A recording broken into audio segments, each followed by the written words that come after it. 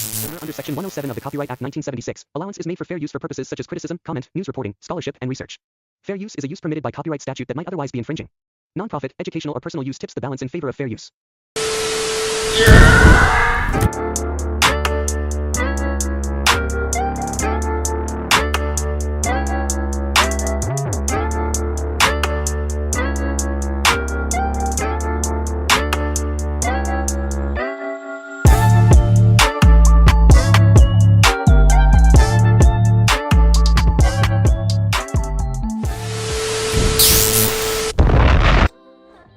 Hey everybody, welcome back to Chill Reacts.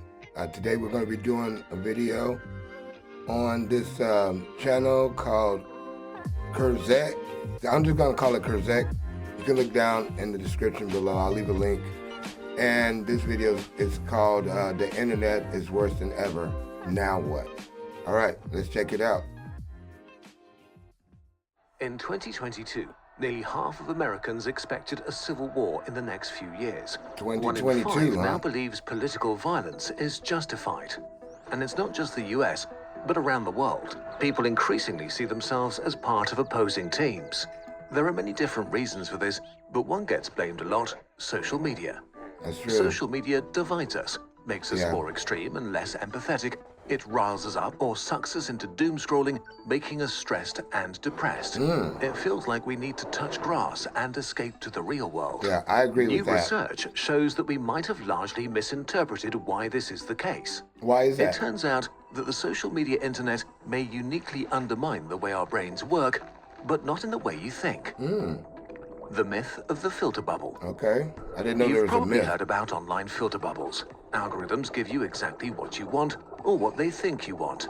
You only see information that shows you opinions that agree with yours, while dissenting opinions or information are filtered out. Right. Since you only see content close to your worldview, more extreme and toxic opinions suddenly seem less extreme. That's true. You're trapped in a radicalizing filter bubble, and your view of the Right. world becomes narrower and more extreme. Yeah. But is that true? Extreme filter bubbles seem to be rather rare.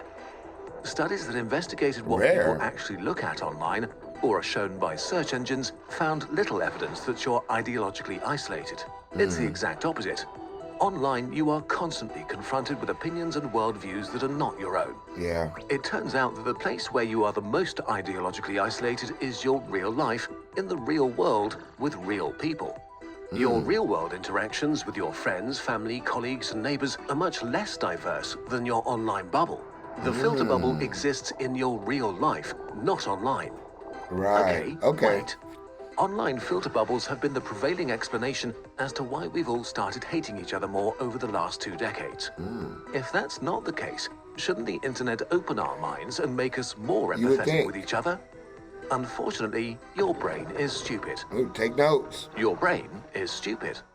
Human brains didn't evolve to understand the true nature of reality, but to navigate and maintain social structures. Our ancestors I kinda disagree desperately with that. needed each other to survive, so our brains had to make sure we cooperated. That's why social isolation or exclusion feels so horrible, because it was actually life-threatening. Because in my A mind, tribe that worked together survived. A divided tribe the Egyptians died. is really advanced. The way communities worked for thousands of years is that, sure, you may have disliked a neighbor, but because you lived close to each other, you also rooted for the same sports club or saw them at church.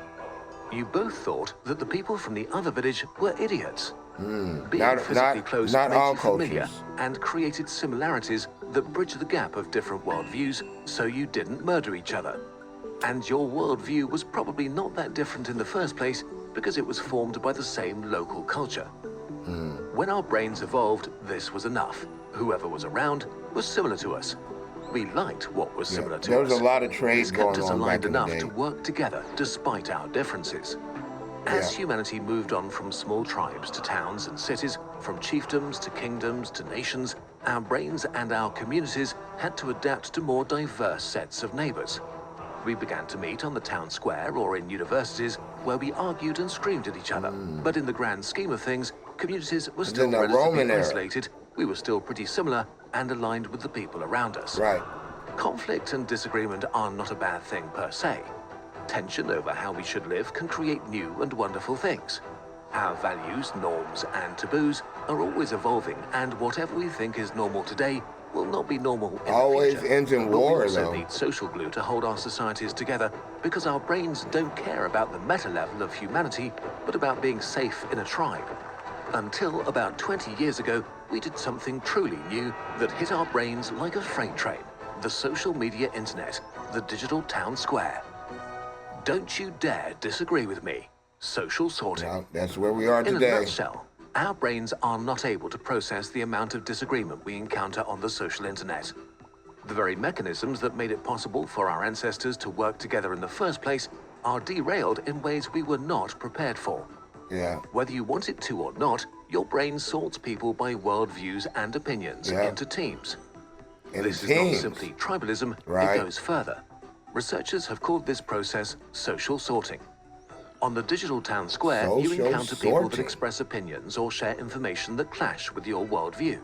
But unlike your neighbor, they don't root for your local sports club. You're missing the local social glue your brain needs to align with them.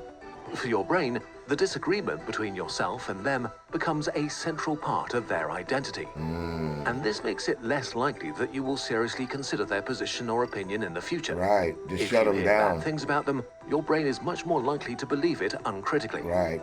And then On the think flip negative. side, there are people who share your worldview and are maybe even more similar to you than many people in your real life, which makes your brain like them a lot and kind of hyper-align with them. People who think like you are probably good people because you're a good person and whatever social group you belong to is good. So Good. your brain is more likely to believe their opinions. Yeah. If you hear bad things about them, your brain is much more likely to dismiss it uncritically. Yeah. The gotta engagement-driven evaluate social internet everything. makes it worse because it wants to keep you online as long as possible. Right.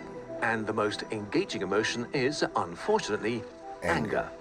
The more angry you get, the more likely you are to share and engage. Yeah. And this leads to And social that's the media problem amplifying right the there. most extreme and controversial opinions. It optimizes not only to show us disagreement, but the worst disagreement possible. Yeah. And because your That's stupid the brain problem is with sorting people media. into teams, whatever the worst opinions are, it assigns the same opinions to everybody on the other team. Yep. What's striking and new about online polarization is that all the aspects of our lives that make us individuals, our lifestyle choices, the comedians or shows we watch, our religion, sense of fashion, and so on, are condensed, making it seem that they're parts of opposing and mutually exclusive identities. Yeah. This simplifies There we and go. distorts disagreements about how we should run society so much Yeah, look at that it that. often seems as if the people on the other team are actively, willfully making the world worse. That they're almost evil, beyond convincing with rationality, facts, or civil discussion. While Interesting. you are, of course, on the correct team, it may be hard to process that you may seem like that to people on the other team. Yeah, that's On a crazy. societal level, this is dissolving the social glue that's the foundation of our democracies. Right. If we think our neighbors are evil, how can we live together? Yeah. This is you gotta be able especially to bad in the US, where the two-party system makes it coexist. extra easy to think of people in Here you terms go, of the Democrats, teams. Republicans. Negative opinion about the other party has reached record highs. Yeah. Okay, is there something we can learn from this? Is there something we can do? Stop. Something more positive? Opinion part. In the end, it's important to be aware of what social media does to your brain. It's easier to change yourself than to change the world, so you can self-examine why you believe the things you believe, and Yeah. whether you dismiss or believe information Internal. based on who the person is who is Internalize. stating that information. The internet comes with a lot of ups and downs, and just like we had to adapt from living in small tribes to living in cities, we need to adapt to the information age where we have access to billions of people. Yeah, exactly. It's too Evolution much. is too slow, so we need to find models that work with what our brains are able to tolerate. And One model that seemed to work well Be was able the to pre-social evaluate. media internet old people might remember. Bulletin boards, All forums, sides. blogs. The main difference to today was twofold. For one, there were no algorithms fighting to keep you online at any cost. Exactly. At some point, you were done with the internet for Yeah, the day, yeah. as mind-blowing as this may sound. But more importantly, the old internet was very fractured, split into thousands of different communities, Right. like small Not villages putting gathering everything around in shared one beliefs and interests. spot. These villages were separated from each other by digital rivers or mountains. These communities worked because they mirrored real life much more than social media. Each village had its own culture and set of rules. Maybe one community was into rough humor and soft moderation, another had strict rules and banned easily. Kind of like If you didn't play the by the channels village rules, that you you'd be banned. choose Or you could just go and move to another on village that YouTube. suited you better. So instead of all of us gathering in one place, overwhelming our brains at a town square that in the end Should probably just be leads us to separated going a little bit insane, more. one solution to achieve less social sorting may be extremely simple. Go back to smaller online communities. Right. Because what our stupid brains don't realize is that we are actually all on the same team. Humanity, on a wet rock, speeding through space in a universe that doesn't think about us. Exactly. We are all in this together. But until our brains adjust to being able to deal with that, we might be better off being a tiny bit separated. Interesting. All right, I'm going to stop it there. You guys let me know what you think down below. This is a pretty good video. I think it really hit a lot of areas that we're going through in society. So, but this ain't the full thing. I stopped it early. So if you want to see the whole thing, I will leave a link down below. All right, remember, like, share, subscribe, comment down below. And thanks for joining me. Chill Reacts. We out.